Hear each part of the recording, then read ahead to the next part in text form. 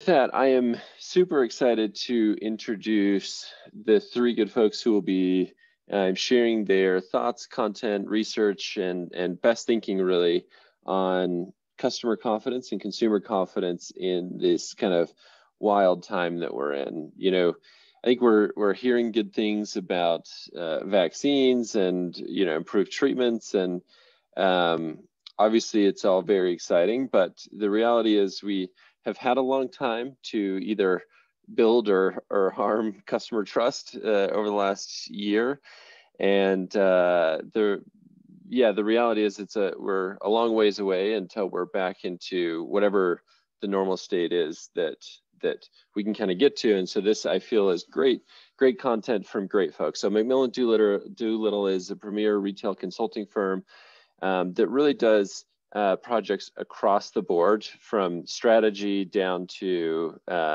real depth and analytics into execution and support there. And I might be biased. I think we have three of the best from McMillanDoolittle here with us today, who are going to talk to us about customer confidence in the kind of COVID era. So there's three folks, Jill, Alyson, and Emerson.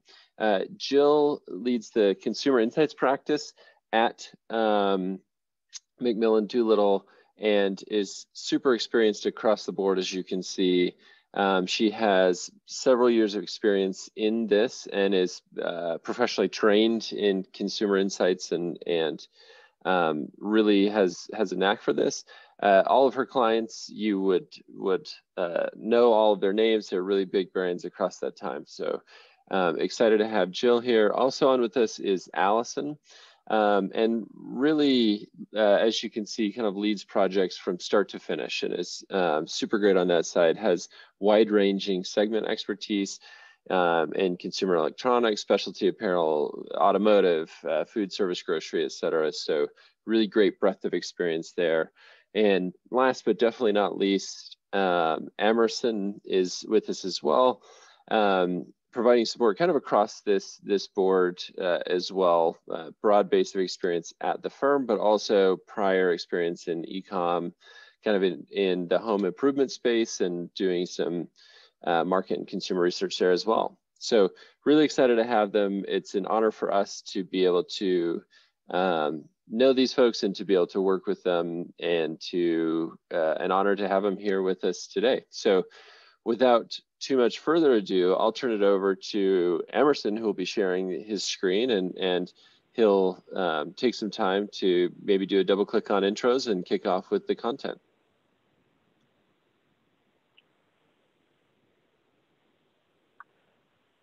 Great, thank you so much. Can you guys all see my screen? Yep, you're looking good. Okay, great. So I will actually let Jill kick this off. So Jill, take it away. Great, thank you, Emerson, and thank you, Morgan, and the team at Markedial for the introductions to our team and for hosting us in McMillanDoolittle to share some of our proprietary research with you all today. This is Jill speaking. I'm excited to be here to tell you a little bit more about our firm and our latest study, Consumer Trust in the Time of COVID, before handing the mic over to my colleagues, who you just heard a little bit about, to share more detailed results from the study and case studies to learn from.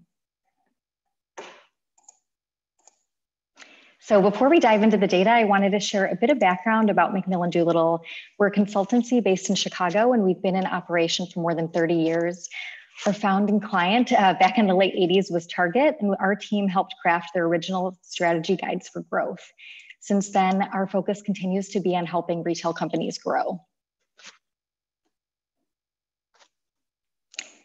We have 5 core offerings at our firm, and we lead with classic strategic planning.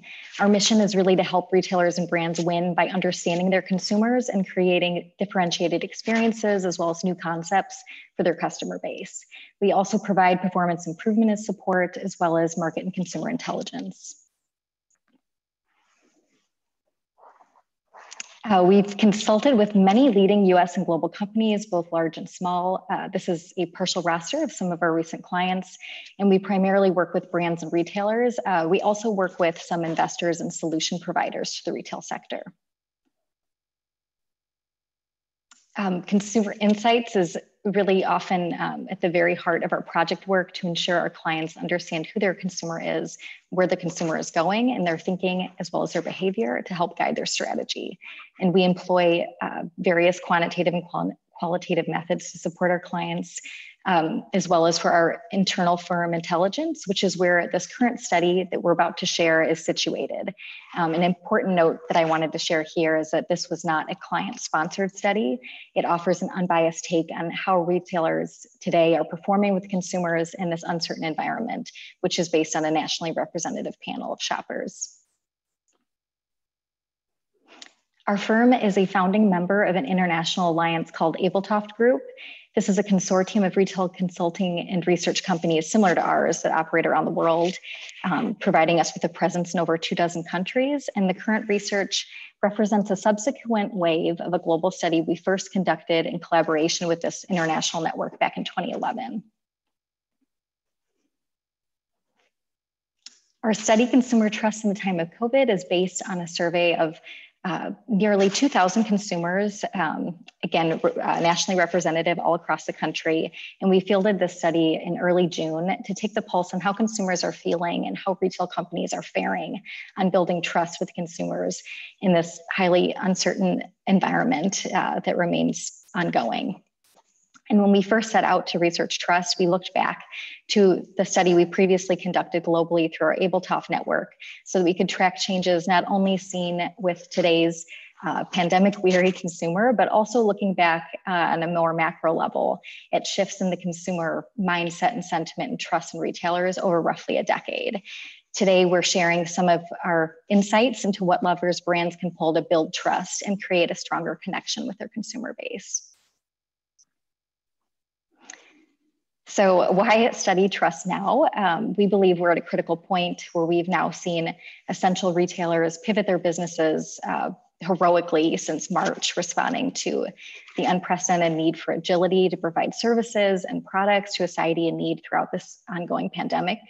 And as so many of us have been facing new challenges in our lives, consumers have relied on the support of retailers and retail service providers to serve their needs at a time when trust, frankly, and reassurance of safety have never been more paramount in our lifetimes.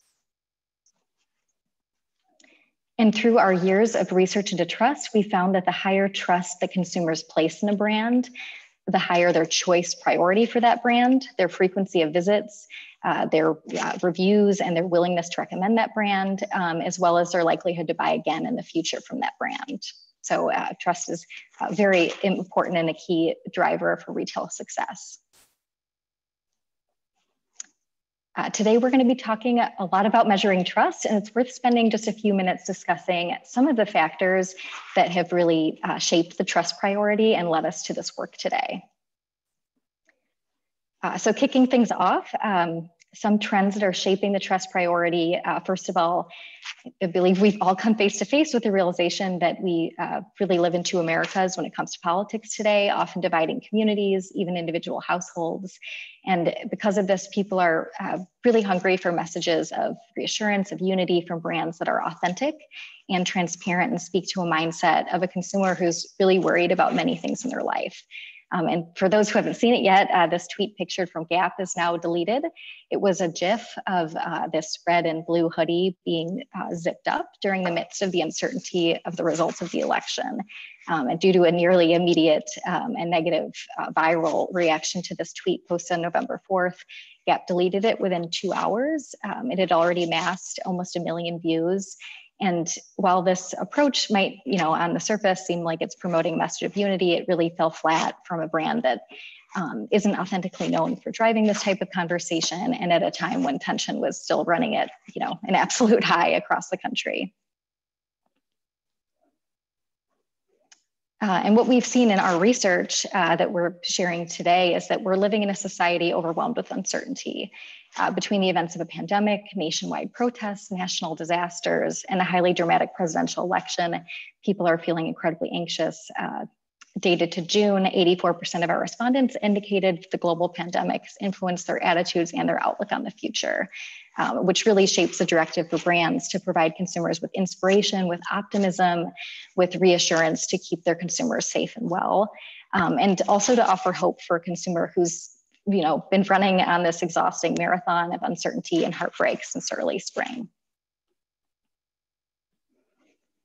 We're also, a society that's been beleaguered by a media landscape vulnerable to fake news and deep fakes, and a consumer that's increasingly aware of fake news and suspicious and falling prey to fake news or all of the above, and is often left asking themselves who and what they can really trust. Hulu made a play on the rise of deepfakes in one of their more recent commercials that you may have seen. This was really well received by their consumer base. It featured manipulated video footage of players like Baker Mayfield off the field, where their heads were transposed onto actors' bodies to kind of poke some humor and fun at a time when they weren't able to shoot the players themselves. And something that we're seeing related to trust is a real yearning for community and interpersonal connection during this time. Walmart actually delivered a great campaign to help lean into this trend by bringing people together with much needed community togetherness with the launch of their family drive-in movie campaign, which they launched and leveraged their parking lots for this use back in August. They followed this up with a celebrity-packed virtual summer camp for kids that was also well appreciated by families who've been strapped for time and ideas to keep their kids entertained while they haven't been in school. And on another very human level, we've seen retail activism accelerate to some of the highest levels since June, as consumers have increasingly held retailers responsible to make changes to mascots, the brands, logos that were based on racial stereotypes and offensive history. And we're now at a moment when consumers are trying to survive a pandemic, everyday life issues brought on by the recession, and also battling racism. So consumers are gravitating toward the brands they feel they can trust, who are doing the right thing for their community and their own values. These are just a few of those brands that are changing in response to increased consumer pressure in the wake of the 2020 protests. And while some of these decisions may seem long overdue, other retailers like Trader Joe's have really been looking dynamically at their products and their organization to strike the right tone with their consumers. Recently, Trader Joe's actually announced a backtracking on initial plans to rename some of their private label ethnic lines, such as Trader Joe's, their line for Hispanic foods, Trader Jose's, or Trader Giotto's for Italian foods, Trader Joe-san for Japanese food. And when they had announced the change initially, it was later followed by outcries from their very enthusiastic customer base to keep these names in place, in a sense that changing those names were really just in line with the Trader Joe's kind of playful brand messaging, and we're going too far. That's interesting. I wonder, sorry to go back on there, is what's the balance on some of these where, I suppose maybe it's listening really closely to your consumers, but Trader Joe's said, hey, we're going to make this change, and then walked it back. Whereas maybe some of these other brands, had to be pushed hard to make these changes. How do we know which way that's going to land, and how should we think about that maybe in advance so we don't have to backtrack like that? Right, and it's really all about listening to and really understanding your consumer. So consumer intimacy is more important than ever, and not only listening to what's out there, but also making sure that the brand is delivering on its own internal values. Nice. Yeah, it makes a lot of sense. And when we might get into this here in the future, so stop me, but we get a question from someone in the group here asking kind of a broad question of how do we kind of define trust in this context, and specifically in this research? What is kind of that definition of trust that you're working with? Yeah, well, that will be a great segue. When I hand it over to Emerson, he will kind of dig into the details of how we measured it and how we defined it using. Perfect. Sorry to jump ahead. No, that's okay. So we'll get into that shortly. But if anything remains unanswered, we can circle back to that at the end. Perfect. Okay, great. And at an overall level, we've been seeing striking preferences in this research with consumers demanding that brands do more to ensure equitable employee care for all people, to take responsibility to serve the local communities they operate in. This is very important to consumers today, and to create a more sustainable business for the health of the planet. We've also seen a large portion of people at 43% say that a retailer's values and how well they're aligned with their own is critical to choosing where they will shop. And all of these metrics, it's important to point out, are even higher among young people in our sample, and really point to a future where creating trust with a more discerning and value-minded consumer will be critical to success. And this really brings us to sharing more about our methodology of measuring consumer trust in a meaningful way with some of today's leading US retailers. We began our study by measuring trust within essential retail businesses across mass, drugstores, dollar, and club. So with that, Emerson, please, if you want to take it away. Great. Thank you, Jill. So yep, just to reiterate, in this next section, we're really going to talk about our new proprietary methodology that we're using to measure and to analyze consumer trust in brands and retailers. And then we're briefly also going to touch on how we can use this methodology to help retailers and brands improve their business when it comes to trust in this really difficult time. So as Jill mentioned, trust is really a key driver in retail success. Increasingly concerned consumers, of course, are seeking connection with trusted stores and brands that align to their values, and so they can align their values with their spending. And then at the same time, it's become very difficult to build trust in a really polarized and confusing environment. So because we see trust in retail as so critical in this very odd moment for our society, we really wanted to build a methodology that can sort of quantitatively measure and analyze consumers' trust in retailers and brands. And so we're actually calling this the Retail Brand Trust Methodology.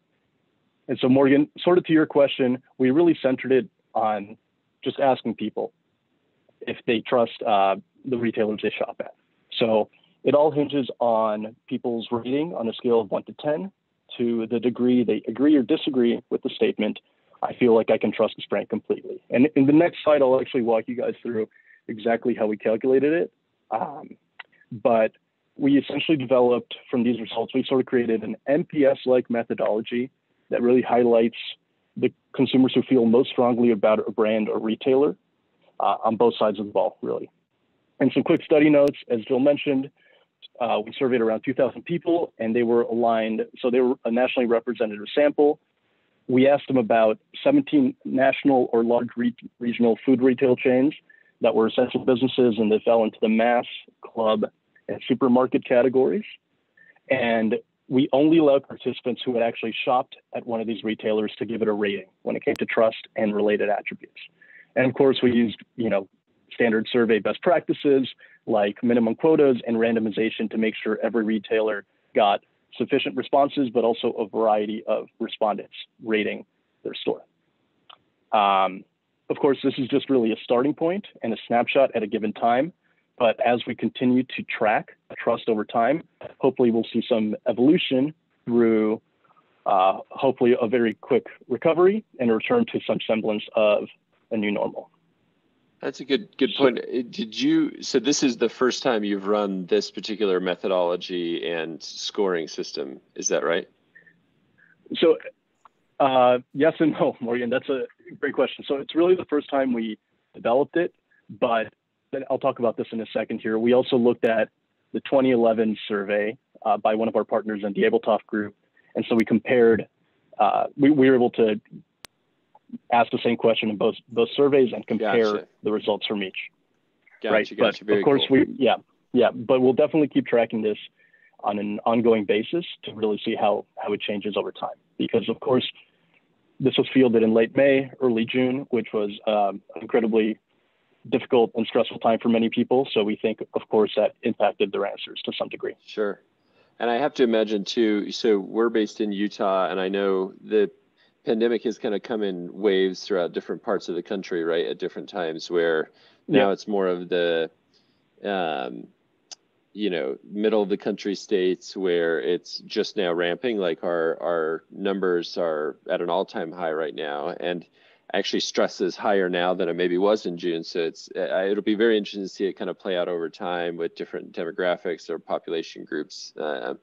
Yeah, this will be a fun one to track. Someone actually asked in the comments here to remind us on the sample size. I think you just said it, but I also forgot it as well. What's the kind of total sample look like for this? So it was around 2,000 people, and it was nationally representative across a number of key demographics from the U.S. Census. Love it. Yeah, from prior experience in a consulting firm I worked for, I know that's also not a cheap study. So good. Congrats on the big effort and big work and really big spend and commitment to this on your team side. Yeah, well, we can thank Jill for that, and it just goes to show how important we think trust is right now in retail. And we really saw a bit of a white space in people not really measuring trust. A lot of people talk about it, but we really wanted to get down to the nuts and bolts and actually measure it and hopefully, help our clients gain more trust stemming from the study. Okay, so let me just quickly walk you guys through how exactly we calculated it. So as I just mentioned, it's all based on asking people to rate how much they agree or disagree on a scale of 1 to 10. I feel that I can trust this brand or retailer completely. Then we grouped, based on their answer, we grouped respondents into 3 different groups. Brand believers were people who gave a retailer a 9 or a 10, so at the very top of the scale. Then we had neutral respondents, and that's where we placed everyone who fell between a 6 and an 8 on trust. And then we had brand cynics, who were respondents that rated a retailer between 1 and 5. And I'll reiterate that these were all people who had shopped at that retailer in the last 30 days. So it's people that were pretty familiar with this particular shop. Right, so next we took our percentage of brand believers, we subtracted the percentage of brand cynics, removed the percent sign, and reported the score. So it's pretty simple. And so just as a quick example here, if we had 50% believers, 30% neutrals, and 20% cynics, we take that 50, subtract 20, get 30, remove the percent sign, and report as a score. So again, we're really trying to highlight the people who feel most strongly at the top and at the bottom towards the retailer. And in this example, 30 would be a really, really good RBT score, at least in this particular iteration of our study. So let's get to some results. This year's trust leaders based on RBT scores were Costco, H-E-B, and Aldi, followed by Sam's, Publix, Trader Joe's, Whole Foods. And so we really noticed that, and we'll talk a little more about what they have in common, but these were value-minded retailers with a strong community, employee, and customer service orientation. And I'll talk a little more specifics, but just had some quick notes to keep in mind. So this RBT methodology isn't just for mass or club or supermarket retailers. It can really be applied to any brand or any retailer, as long as we can get to a representative panel of its shoppers. So it's very widely applicable. And of course, it's not just a static measure, it's dynamic, as we talked about, and it's something we plan to track over time. Another good question that hopefully I can get to before it's asked is, well, is this really that different from promotion or loyalty metrics, which I'm sure many of you are familiar with, NPS scores, NLS scores, and this is honestly pretty different, and it's also a great metric to use alongside NPS and NLS scores, right? So NPS and NLS are behavioral measures. You ask people about the likelihood of a behavior, whereas RBT is more of a perceptual question. You just ask people about their perceptions about a brand or a retailer. And so what we saw in this study, we actually looked at, we also calculated the NPS and NLS for the same retailers with the same shoppers. And we saw that those were a little bit more influenced with a retailer's price positioning. So more premium retailers received a bump in their NPS scores, and then more value-oriented retailers received a bump in their loyalty scores. So we look at RBT as a measure of a retailer's trust perception independent of their price positioning. Emerson, I wonder if this also could be over time, as we get more data points from the RBT, kind of a leading indicator into Net Promoter Score or these other metrics, where given what Jill talked about early on, saying, hey, consumers are really engaged and care about finding brands that align with them, and potentially that also transfers over to trust in that brand. And if that's the case, then it would lead me to believe that this is actually maybe an even better leading indicator of consumer behavior as time kind of wears on, and we'll see promoter scores for, say, Costco and HEB sort of rise over time, whereas net promoter score for brands like Instacart or Walmart may be wane over time. Yeah, I mean, we'll have to keep tracking, but I think that's a really good hypothesis. And of course, we saw brands with high RBT scores did well on promotion and loyalty, but we just saw that those were influenced a little more by price positioning, which I'm not saying that's a good or bad thing, but it's just RBT is a little more independent of that. Gotcha. Makes sense. Yep. And so as you guys asked, and as Jill mentioned, we actually tracked retail brand trust over time. And what we saw was honestly a little bit shocking to us. So on the left side, you see RBT scores from 2011. We went back to the study and looked at some of the same retailers in 2011. And then we calculated the same scores for 2020. And we saw that for all the retailers, brand trust had declined, and for most of them pretty significantly. So on average, the share of brand believers, those 9s and 10s, declined by 16 points, while the share of cynics, those 1 through 5s, increased by 13 points. So an overall decline by an average of 29 points. You can see there is one outlier in the precipitous decline, and that's Aldi. So they declined by a very small fraction of a point. They were pretty much flat over time, which is relatively doing really well. And they jumped from, I think, 8th place to 2nd place in the retailers that were surveyed in both years. And I have so many questions. I'm going to try not to harass you too much here. But I guess the question is, for me on this, Aldi's an interesting one, but did we all just realize we needed to trust Safeway? You know what I mean? Like in 2011, it's summertime and the living's easy at that point. Whereas, the metaphorical shit hit the fan, and now it's like, oh, I actually really have to think about trust in a different way with Safeway. Or did somehow we get worse over the last decade? So, I mean, that's the $1 million question, right? And it's something we talk about in a white paper, and we'll definitely look at much more in depth as we collect more data. So as we track this through the recovery, I think that'll be really, really instrumental to see if it's more of a temporal effect, and everyone's just, it's really hard to trust different retailers just because you're so worried about leaving your home. You're so concerned about supply shortages. So we think part of it is definitely temporal effects, but and we talk about this more in our full white paper, which you can download on our website for free. But we also think that consumers might be increasingly activist and care more about things like employee treatment and environmental friendliness, things of that nature, and as well as people having, I think, increased access to information about retailers through ratings, through social media, through news sites, et cetera. So gotcha. I would say it's a combination of both factors.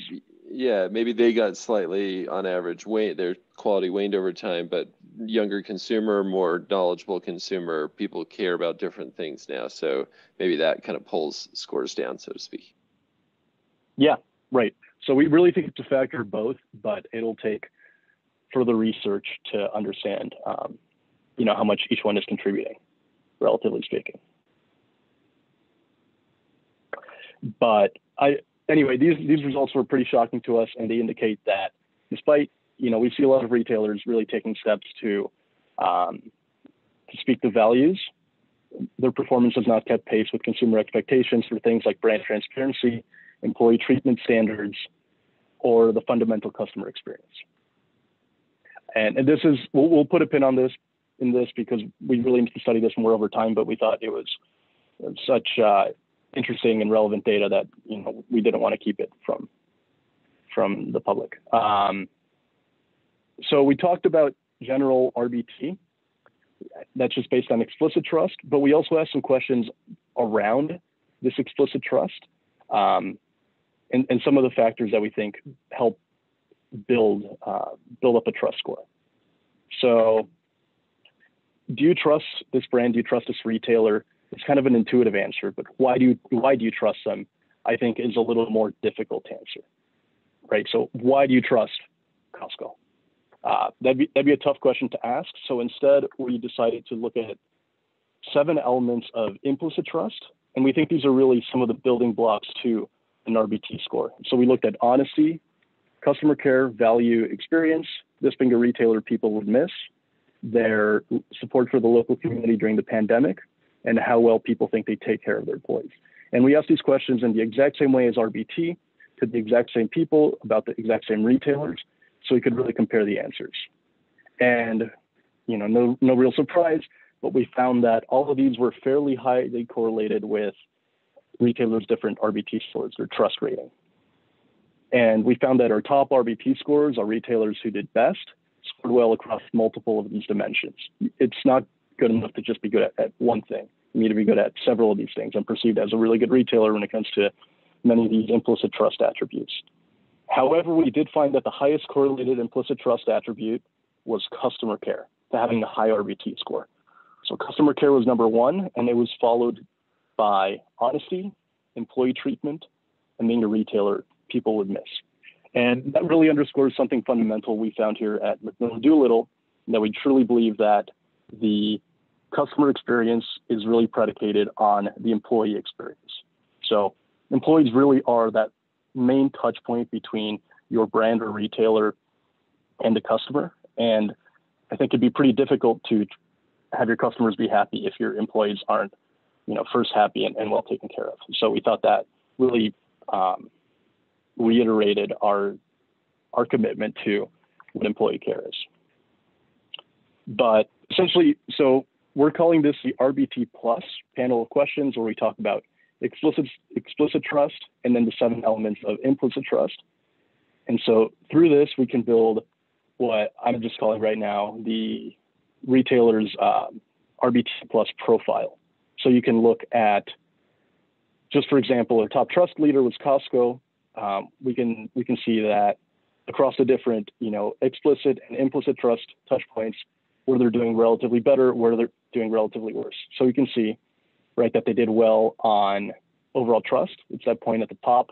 But we can also see that 2 places where they did quite well were on their value perception, and it being a retailer or shop that people would miss if it were to disappear, which we took as kind of a proxy of it being a fundamental place where people, that takes a central place in people's lives and people shopping. But we can also see where they did a little bit worse, which was in it being a fun or joyful shopping experience, which makes sense. It's a warehouse club type of retailer, and also in their perceived big lines and painful. Yeah, Yep. Doing the struggle for whatever item you're on the look for. That one speaks to my soul. I can see that. Yeah, right. And then we can also look at their perceived support for the local community during the pandemic, which was pretty subpar compared to some of their other scores. And then the other thing you can do, right, is once you build this profile for one retailer, is you can do the same for your competition. So if we look at their main competitor, who we analyzed here, was Sam's Club. Overall, it's a similar shape, which makes sense. They're both in the same niche. But we can see that Costco did better on overall trust as well as value and would miss. But Sam's Club did a little bit better as far as the shopping experience. So, if you belong to either of these brands or they were a client, you'd be able to gain some insights about, their overall trust and then the different building blocks of it from here. And so, really, I don't know if you have data. I think, Emerson, just going back to this one really quickly, we talked about those implicit trust factors that correlate most with explicit trust, and you can see how Costco outperformed Sam's Club on those in particular, including being honest and always keeping their promises, caring about customers, and working hard to treat their employees well. So some pretty stark contrast there. Yeah, I was going to follow up a question on that exact topic. If you're Sam's Club in this world, and maybe we need more thinking and data on this, should Sam's Club work to do the things that seem to be bigger overall. So I feel it's a brand I can trust completely. I would miss the retailer. They care about their employees. Or should they fill gaps or look at relative to Costco and say, hey, I can make ourselves a fun and joyful experience, and Costco is relatively worse than us. Is this an opportunity for us to do that? Or would their investment be best spent trying to earn that kind of those table stakes stuff to get overall trust? I think that's a hard question to answer just from this. You know, it's really the question between table stakes and differentiating yourself. Both are definitely important, but I think it would take further analysis into, and you know, further research into the specific retailer to really say whether one is better than the other. Gotcha, makes sense. Yeah, I mean, great question. I wish I could just answer that right now, but you know, I think it takes some deeper research. But I mean, this leads directly into the next slide, right? Where I think we can use RBT Plus to help our clients answer a pretty wide variety of business questions that are really, really fundamental in the trust experience.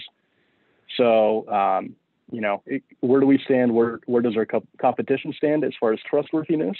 How does our RBT differ across our brands or across regions or across key consumer segments or target consumers? Then we can also look at things dealing with implicit trust. You know, where do you over-index or under-index? If we analyze your specific niche or segment of the industry, we can figure out what implicit trust attributes are the most important building blocks for an overall RBT score, and then use these key levers to bring up your overall trustworthiness.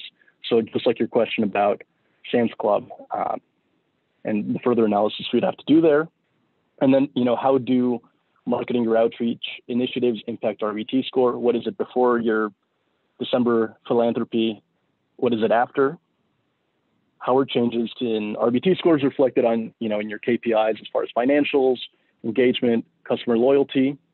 And then we can even look at some sort of more aspirational trust leaders like certified B corporations or D2C startups that place values-based retailing at the center of their business model, and kind of see, you know, what they're doing and how we can emulate them in our business model to build trust. Right. So these are just a few of the questions we can use RBT to help you answer, alongside, of course, our company's decades of retail consulting experience. And if you're interested in learning more, we're happy to connect and discuss. Our contact info will be on the last page and available after the webinar. But unless there's any questions on this, I will hand it off to Alyson, who's actually going to go through two case studies, two particular retailers from our study, and talk about how our RBT Plus scores reflect these retailers' initiatives and their reputation. Yeah, thanks, Emerson. So this is Alyson speaking, and I just wanted to touch on something that you said earlier, Morgan, about, you know, are we just now realizing that we need to trust Safeway, or has that been something that has been, you know, sort of front of mind for the consumer over time? And I think that this is a really interesting and unique time to survey consumers of this category specifically.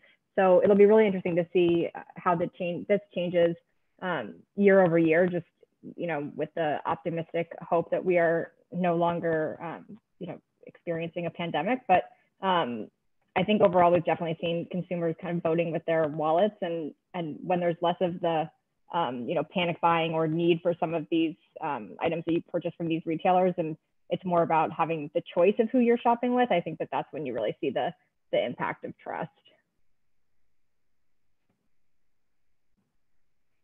So I'm going to walk through Publix, who are one of our long-term clients, and a really interesting case study to look at here. They're the largest employee-owned company in the U.S. And have a great reputation in terms of employee treatment. And they actually, Emerson, are you controlling this or am I? No, I got it. Okay.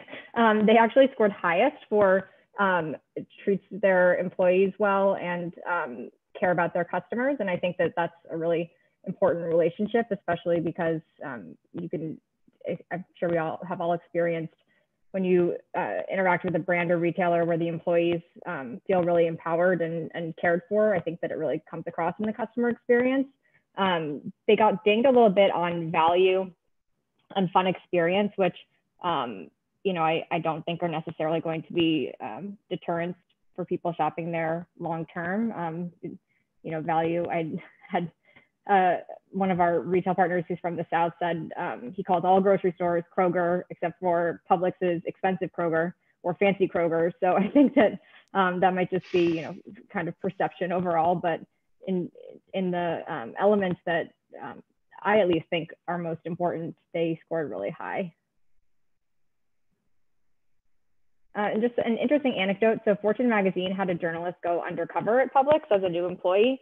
And he was trained to create a happy ever after for customers by really engaging them. And I don't know if anybody else thinks this, but the first thing that came to mind when I heard that was Disney. So I think that, you know, it's definitely reminiscent of creating that really outstanding customer experience. But in the Fortune article, he tells a great anecdote about an interaction he had with a customer who was upset with the hardness of the hard bread crust. And instead of just saying, you know, sorry, there's nothing I can do, you know, ended up having a long interaction with this customer about where they were from in Brooklyn, and ended up walking away with a really happy customer who, you know, brand loyalty was definitely reinforced in that interaction versus just kind of letting it, you know, go as a missed opportunity.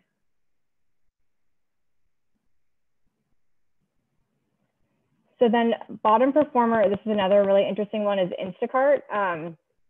They really struggled across the board, which is surprising because I know that we've all heard, especially recently, just how much growth they've had in the last couple months due to the pandemic and you know, the very high valuations they have achieved so far. But I think that you know, they've definitely had a first mover advantage and kind of being the biggest player in the space. So I think that, you know, in terms of long-term success, Instacart should definitely pay attention to results of studies like this, because I think that, you know, as competitors develop their own capabilities in terms of, you know, grocery delivery and same day delivery, et cetera, I think that we might see them struggle a little bit more.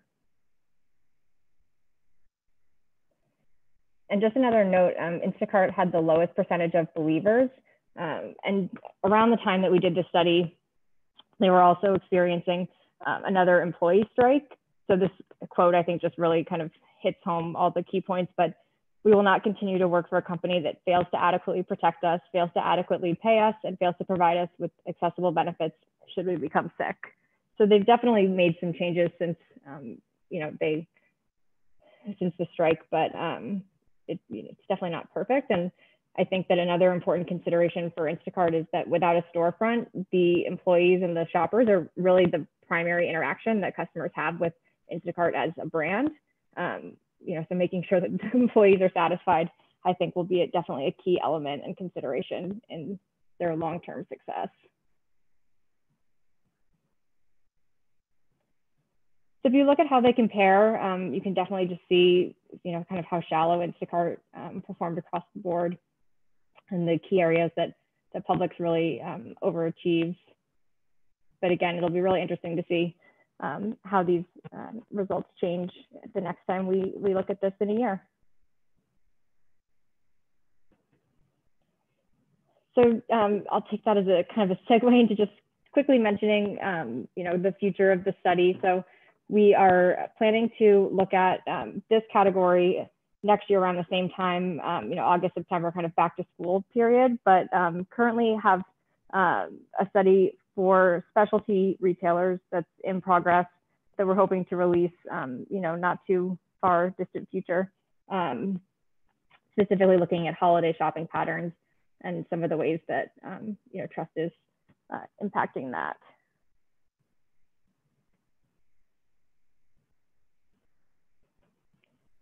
So that is it. Great. Thank you all very much.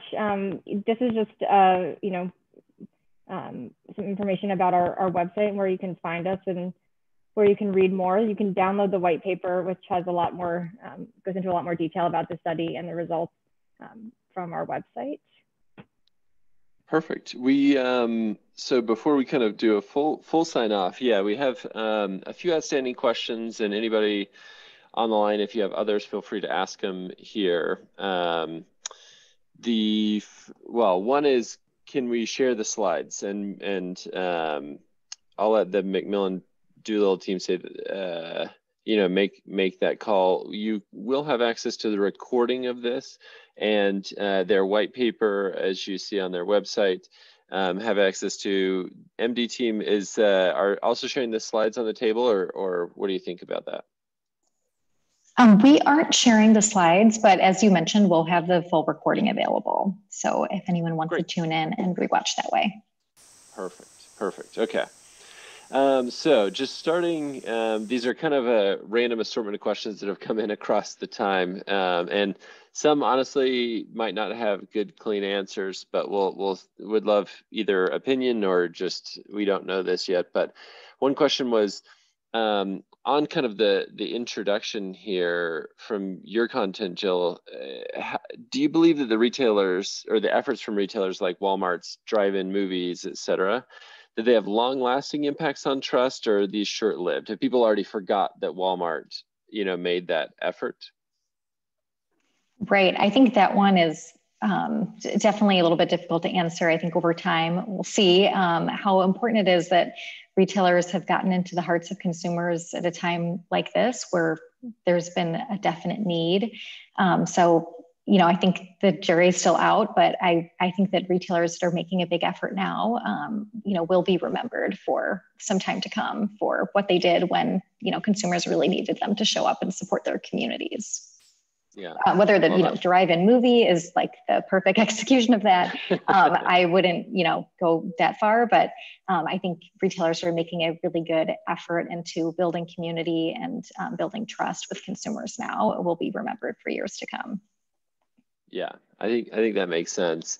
In some ways, this question is kind of the inverse of that, and I'm not sure if you did more research on this, but once a company has lost trust, maybe looking at some of like Instacart, for example, is there a path forward that we see, or maybe we need to do a few more rounds of the survey to get some data on movement there? But is there a way to regain it, or do they need to start focusing on other things ostensibly? I think that it's definitely more difficult to regain trust once it's been lost, but I do think it's possible. I think that Instacart definitely faced some challenges around the time that we did this study too. They, very quickly became really highly in demand business and had to, kind of took the blame for a lot of the product outages and things like that we were seeing, sort of across the board. So I think that there are definitely some things that, could have impacted their score that weren't necessarily by any fault of their own. But I do think that the employee care piece is an important thing for them to think about long-term, and then how they're communicating that to their customers. Yeah, I think that makes sense. Yeah, especially the employee care was driving all of the PR cycle for them at that point, which is interesting. As you mentioned, I guess it makes sense why employee care, because it was a particularly risky time to be a contractor or employee with them. But a lot of people, myself included, relied on Instacart for some time, and the would miss score would be pretty high if they went away. So it's kind of an interesting dichotomy there. Yeah, and that was actually, I'm really glad you mentioned that, because that was one of the things that surprised me most about Instacart's score, was that they actually scored relatively low on the would you miss them question, which I know for me, I live in a city and definitely rely heavily on grocery delivery, but I was surprised that wasn't higher, because yeah, especially in my immediate circle, they definitely were very much would have missed them if they were gone. Yeah. And another caveat on Instacart is that a lot of people were trying out Instacart for the very first time. And so not only, did Instacart have to hire a ton of new employees and have to pivot their business to handle a lot more volume, but you also had a customer who, wasn't trained on knowing how to use the platform. So just a lot of growing pains during that time period. Yeah, I mean, part of the benefit of Instacart is when you order oranges, actually getting, cleaning supplies sometimes, but that's just the joy, it's the experiment, I guess. So a couple questions actually on going forward plans for this survey, and they're kind of, well, I guess we'll start with this first one is, You had mentioned your expanding scope, I believe, if I remember right, Alyson, expanding scope in terms of breadth at different types of retailers that you're looking to include. Do you have plans to go deeper on, say, additional grocers in this list going forward? So and Jill, feel free to jump in here. We're planning on looking at this category again, in about a year from now, just to kind of track that change over time, and we'll flex in and out specific retailers that become more or less relevant, just based on, how the business landscape is changing. Gotcha. And then the one that we are currently working on is specialty retailers, and same thing. So plans to track that year over year. And we'll kind of add in and out retailers just as they become more relevant or less. Gotcha. Somewhat related to this, and maybe the early insights on specialty retailers can help us think about this. There's a question of, does this trust carry or matter in other industries? If I abstract, do people think about car brands in the same way that they think about grocery in terms of this trust? Are they doing the right things? Would I miss this? And potentially, if you think about changing landscapes even more broadly, is this applicable to people who are thinking about trying to draw people to their cities and that kind of stuff? Where do you see this kind of consumer trust being most powerful and maybe less relevant in other ways? Or do we just not have that data yet?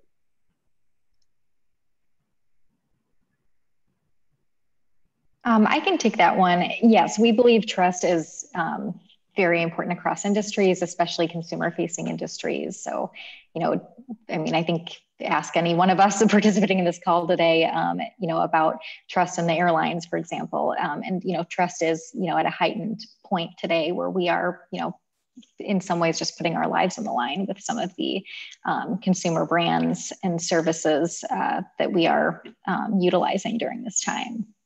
So we do believe that it's broadly relevant across consumer-facing industries. Love it. I think that looks like the end of the batch of questions that I saved there. So we will kind of do the sign off here. Again, really appreciative of the McMillanDoolittle team and everybody for joining and sharing this content here. As you can tell, I was really excited about diving deeper, and I want to, keep close tabs on as the specialty survey comes out and other surveys come out. So we'll do our very best to share as those get published. We'll send folks to your website to learn a little bit more.